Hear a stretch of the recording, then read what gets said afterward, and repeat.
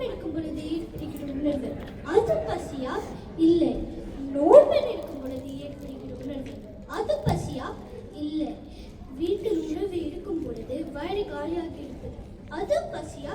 இல்லை. கண்கள் இரண்டு, காதுகள் அடித்து, நாக்கும் தொண்டையும் வறண்டு சக்தி இழுந்து இருப்பது அதுதான் பசி. இன்று நீ கொடுத்த தலைப்பில் பசி வயிற்று பசியாகவும் இருக்கலாம், ஞான பசியாகவும் இருக்கலாம் என்று கூறினார்கள்.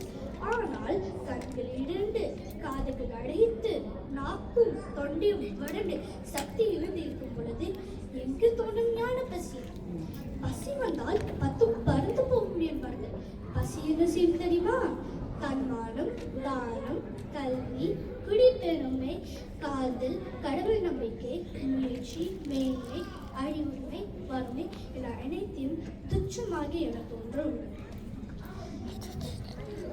இங்கோ குழந்தைக்கு பசி எடுக்க மருந்து கேட்க ஒரு கூட்டம், குழந்தைக்கு பசினால் உயிர் காக்க மருந்து கேட்க மற்றொரு கூட்டம், உணவில் பல வகை தேர்வு ஒரு கூட்டம், எதையாவது உனக்கு கிடைக்காதா கேட்கிற மற்றொரு கூட்டம், உணவை குப்பில் கொட்டு ஒரு கூட்டம், உணவை குப்பில் தேடும் மற்றொரு கூட்டம்.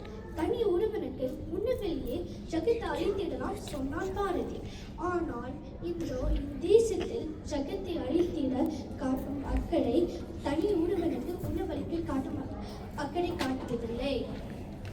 இந்த தேசத்தில் அணுகுண்டு உண்டு, ராக்கெட் உண்டு, நீர்மூழ்கி கப்பல் உண்டு, துப்பாக்கி உண்டு.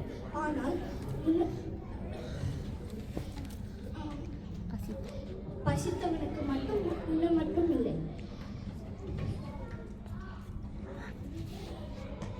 நீ செய்த ஒவ்வொரு துப்பாக்கியும், நீ எரிந்த ஒவ்வொரு அணுகுண்டும், நீ ஏத ஒவ்வொரு ராக்கெட்டும் நீ என்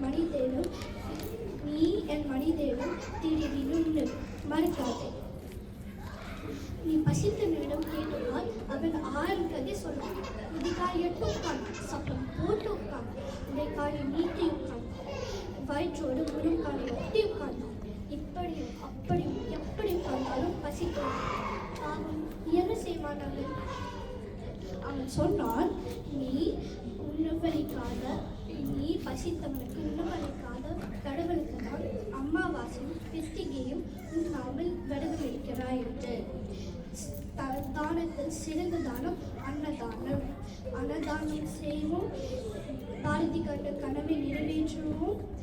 உணவு உங்களுக்கு வாழ்க்கை, பசித்தவனுக்கு வாழ்க்கை. வீணடிக்க வேண்டாம் உணவையும் வாழ்க்கை. நன்றி, வணக்கம்.